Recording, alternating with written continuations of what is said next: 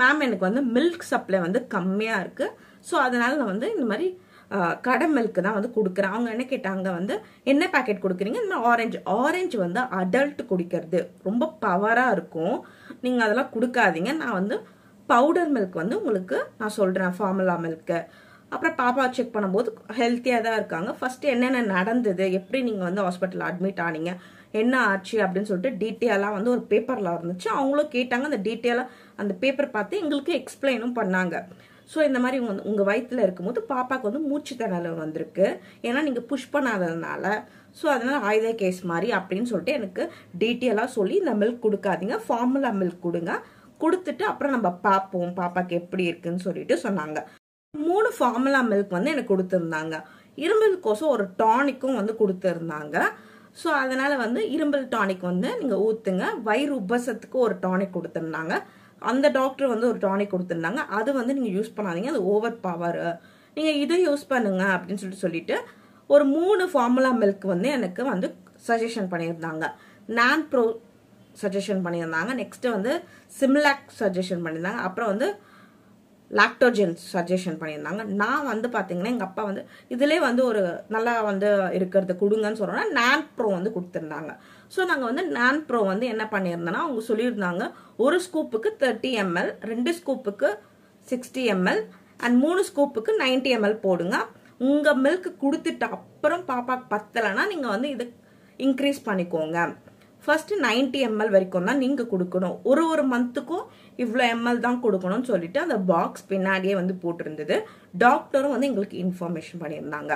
சரி சொல்லிட்டு நான் அந்த மில்க்கை வந்து கண்டினியூ பண்ணியிருந்தேன். ஒரு 1 வீக் கரெக்டாக பாப்பா நல்லாவே குடிச்சிருந்தா.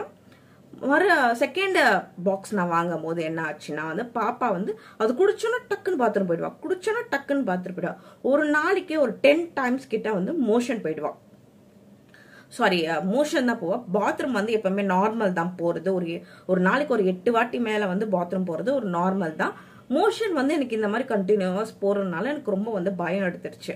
ஸோ 3rd டைம் நான் அந்த பாக்ஸ் வாங்கும்போது ஒரு 3 days வந்து அந்த மாதிரி தான் ஆச்சு. அண்ட் அப்புறம் வந்து அந்த நான் ப்ரோ ஸ்டேஜ் 1 ஃபார்முலா மில்க் வந்து பாப்பாக்கு வந்து செட் ஆயிடுச்சு. ஸோ ஒரு 1 month கொடுத்துட்டு இருக்கும்போது அதுக்கப்புறம் பாப்பாக்கு என்ன ப்ராப்ளம் வந்துச்சுன்னா, ஹேர் வந்து பார்த்தீங்கன்னா வந்து நாங்கள் அந்த ஊசி போட்டதுனால 2 weeks வந்து பாப்பாவுக்கு குளிப்பாட்டல, அதனால ஹேர் வந்து ஒரு மாதிரி வந்து டேண்ட்ரஃப் மாதிரி வந்துருச்சு. அந்த டேண்ட்ரஃப் வந்து ஃபேஸில் பட்டு அப்படியே சொரிஞ்சு ஸ்கின் ஃபுல்லாக ட்ரை ஆகிட்டு இந்த சைடு ஃபுல்லாக ஒரு மாதிரி ரெட்டிஷாக அலர்ஜி ஆயிடுச்சு, இயர் பின்னாடிலாம் ஆயிடுச்சு. ஸோ இது வந்து ஒரு 3 days வந்து அந்த மாதிரி ரொம்ப வந்து ஸ்ட்ரகிள் பண்ணா, தூங்கவே முடியாது அவளால், அப்படியே சொரிஞ்சிட்டு எனக்கு ரொம்ப கஷ்டமாக இருந்தது. ஒரு ஸ்டேஜில் என்ன ஆச்சு, சொரிஞ்சு மண்டையிலேருந்து ரத்தமே வந்துடுச்சு. ஸோ திருப்பி வந்து நம்மளுக்கு வந்து அந்த ப்ரைவேட் டாக்டர் தான் வந்து செட் ஆயிட்டாங்க சொல்லிட்டு நாங்கள் அங்கேயே போனோம். அவங்க வந்து பாப்பாக்கு இந்த மாதிரி ஒன்றுமே இல்லை, இது வந்து பாப்பாக்கு ட்ரை ஸ்கின்னு, ஸோ அதனால நீங்கள் வந்து நான் வந்து இந்த பிராண்ட் சோப்ஸ் எல்லாம் நான் யூஸ் பண்ணுறேன். நார்மலாக நம்ம வந்து பாப்பா போடணும்னு இந்த பிராண்ட் யூஸ் பண்ணுவோம்ல, அந்த பிராண்ட் தான் நானும் யூஸ் பண்ணியிருந்தேன். அவங்க என்ன சொன்னாங்க, இதெல்லாம் யூஸ் பண்ணாதீங்க, நான் ஒரு பிராண்ட் வந்து சஜஷன் பண்ணுறேன், அதை வந்து யூஸ் பண்ணுங்க. எனக்கு வந்து பாப்பாவுக்கு வந்து டேண்ட்ரஃப்லாம் கிடையாது, ட்ரை ஸ்கின் அவளுக்கு அப்படின்னு சொல்லிட்டு அவளுக்கு என்ன பிராண்ட் கொடுத்தாங்க, டெடி பார் சொல்லிட்டு அதோட ஷாம்புவும், சோப்புக்கு பதிலாக வந்து பாடி வாஷும், அண்ட் வந்து பவுடருக்கு பதிலாக வந்து மாய்ஸ்சரைசர் போடுங்க, பவுடர் யூஸ் பண்ணாதீங்க அப்படின்னு வந்து சொல்லிட்டாங்க. ஸோ அதை நான் வந்து போட அப்புறம் வந்து பாப்பாவோட வெயிட்டும் வந்து இன்க்ரீஸ் ஆயிடுச்சு, அந்த ஃபார்முலா மில்கால இன்க்ரீஸ் ஆயிடுச்சு. கிட்ட கூட்டிட்டு போறதுக்கு ஒரு 5 days முன்னாடி என்னாச்சு, பாப்பா என்னோட மில்க் சுத்தமாக குடிக்கிறது இல்லை. ஒரு நாளைக்கு வந்து ஒரு 2 times தான் குடிக்க ஆரம்பிச்சிட்டாங்க. எனக்கு அது வேற ஒரு டிப்ரெஷன் ஆயிடுச்சு. ஸோ அதுவும் வந்து நான் டாக்டர் கிட்ட சொன்னேன், இந்த மாதிரி பாப்பா என்னோட மில்க் குடிக்கிறதே இல்லை. அவங்க அதுவும் எனக்கு எக்ஸ்பிளைன் பண்ணாங்க, இந்த மாதிரி சில பாப்பாலாம் வந்து ஸ்பீடாக வந்து குடிச்சிடுவாங்க, ஒரு 5 minutes கிட்டே 90 ml குடிச்சிடுவாங்க.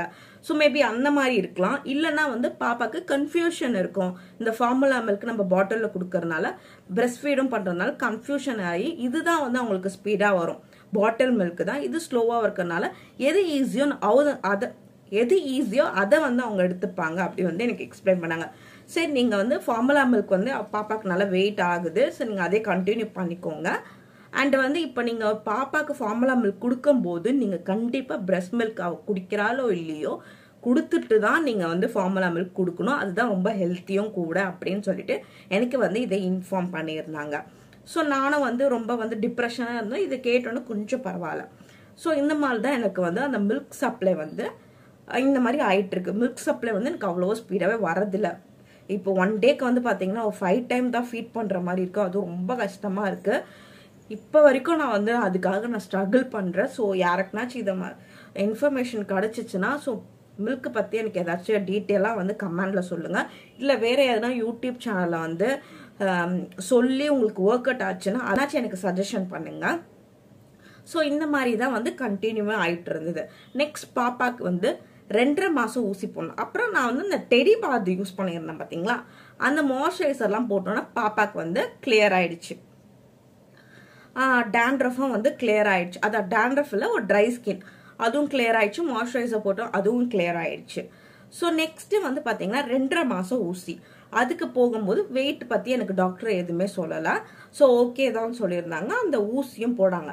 2.5 மாதம் ஊசி போடுறதுக்கு ஒரு 3 நாள் முன்னாடி என்ன ஆச்சுன்னா, பாப்பாக்கு இந்த இடத்துல வந்து ஒரு மாதிரி வந்து ஒரு ரெட்டிஷாக வந்து வந்திருந்தது. அப்புறம் என்னோட நாத்தனார் சொல்லியிருந்தாங்க, இது வந்து பார்த்தீங்கன்னா அந்த ஊசி போட்டது, தடுப்பூசி போட்டிருந்தோம்னா அது வந்து பெருசாகி பபிள்ஸ் மாதிரி வந்து வெடிக்கும், நீங்கள் பயப்படாதீங்க அப்படி வந்து எனக்கு இன்ஃபார்ம் பண்ணியிருந்தாங்க. அதுவும் இந்த ஊசி போட்டு 2.5 மாதம் ஊசி போட்டுட்டு அப்புறம் தான் வந்து இது ஆச்சு. எப்படி பாப்பாவுக்கு ஊசி போட்டோம்னா அந்த ஃபீவரிஷ் மாதிரி கொஞ்சம் வரும். அப்புறம் என்னோட பாப்பாவுக்கு வந்து அந்த 45 டேஸ் கழிச்சும் சரி, இப்போ 2.5 மாதம் கழிச்சும் சரி, இரும்பலும் வந்துருச்சு, சளியும் வந்துச்சு. ஸோ சளி இருக்கிறதுனால வந்து ஸ்ப்ரே ஒன்று கொடுத்துருந்தாங்க. இந்த ஸ்ப்ரே ஃபர்ஸ்ட் இந்த 2.5 மாதம் ஊசி போட போகும்போதே பாப்பாவுக்கு வந்து கோல்டாக இருக்கு, சளி இருக்கிற மாதிரி இருக்கு, கரகரன்னு இருக்கு, ரொம்ப இருக்கு. ஸோ அதனால இந்த ஸ்ப்ரே வந்து ஒரு 3 நாள் கழிச்சுட்டு ஒரு 3 நாள் வந்து அடிச்சிடுங்க. அதுக்கப்புறம் வந்து நம்ம வந்து ஒரு 3 டேஸ் கழிச்சு பாப்பாக்கு எப்படி இருக்கு பார்த்து ஊசி போடலாம்னு சொல்லிட்டு தான் சொல்லியிருந்தாங்க. ஸோ அதே மாதிரி வந்து 3 நாள் கழிச்சு சரியானோன்னு நான் போய் ஊசி போட்டு வந்துட்டேன்.